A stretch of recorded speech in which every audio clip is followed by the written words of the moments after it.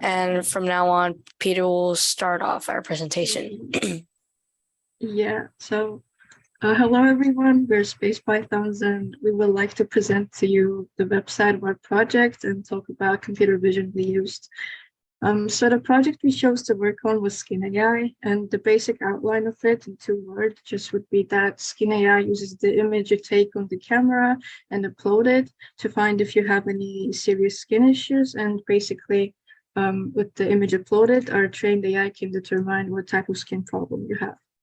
And it will compare your picture to different images of skin problems and find out your condition with it. And then it will just find out if professional medical help is necessary. And we believe that this can prevent the identified skin problem from getting worse. And if you scroll down on the website, right here, you can see the 4 classes that our module is able to identify pretty well, and which are acne, blisters, vitiligo, and melanoma.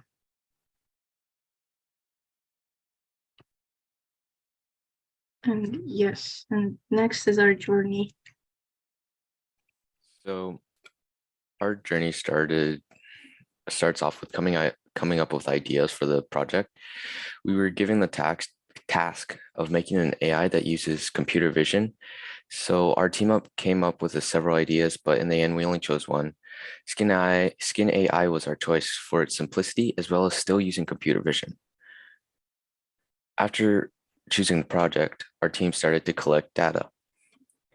We originally decided on 5 different classes: ichthyosis, blisters, acne, rashes, and vitiligo.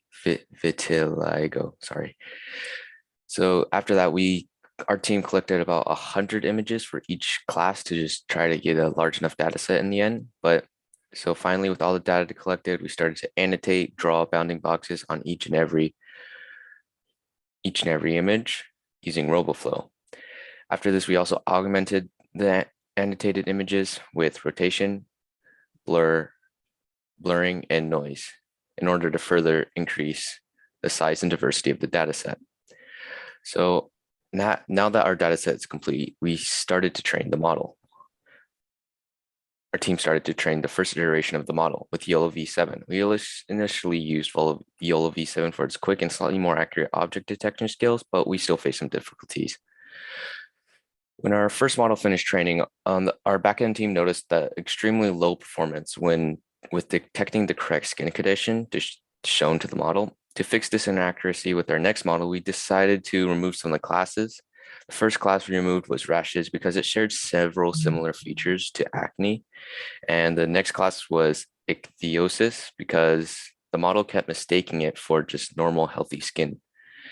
After we removed these 2 classes, we didn't have enough of them, so they just decided to add melanoma because it was very distinct. And yeah, so with the backend team working on the model, the front end team, we worked on the website to present to the user.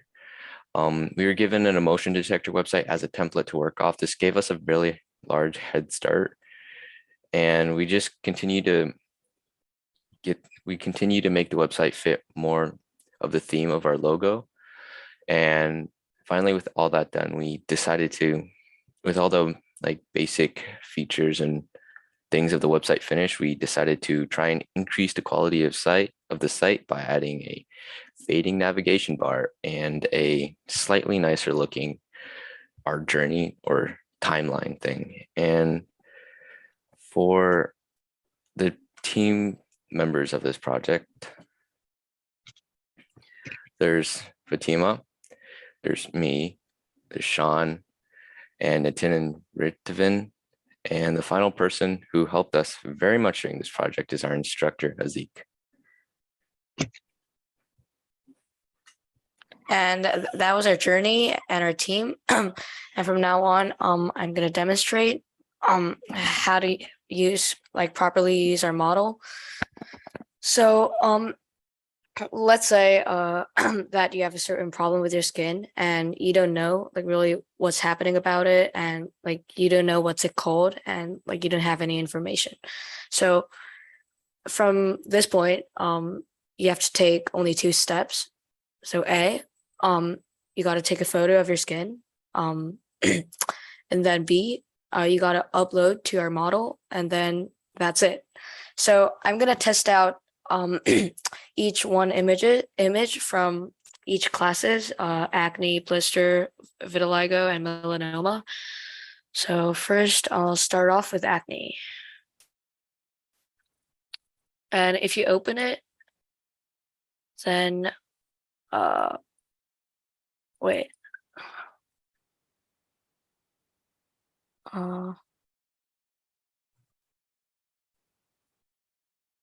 Try to like refresh. Yeah, I tried. Yeah, Let it could me be try. that the CoCalc project is not running, so you might need to go to the CoCalc server and make sure that project is running. But Yeah, I I don't did think it. I did it. I just like restarted the current CoCalc server, so should be Oh, fine. okay. Just wait for a minute. I'm so sorry, guys.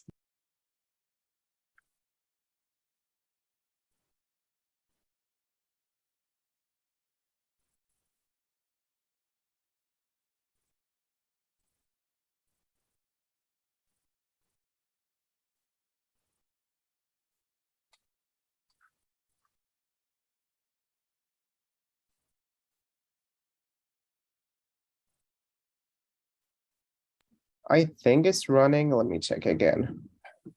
Yeah, Haziq, you might have to like start Uh, your team's project in the Mhm. CoCalc server. Oh wait, let me do that.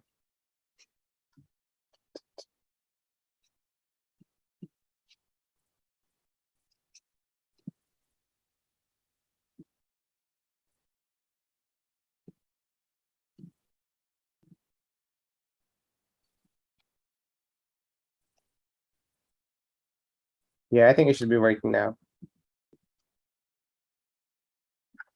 all right, Great. thanks. So yeah, I'll just start again with acne. So yeah, just like that, it detects like where exactly the problem is happening, and it shows the name and the type of it. And then I'll test melanoma. Yeah, there you go. And then here's melanoma, and then I guess blister for the next one. And vitiligo lastly. Yep. And that's pretty much it. And here's some probable factors of error. And so given just 3 weeks, our team only had time to train our model with only 4 different types of skin conditions on about only 1.2K labeled data. So if we had more data set and more images or more classes of it, yeah, we definitely should would have improved our model performance.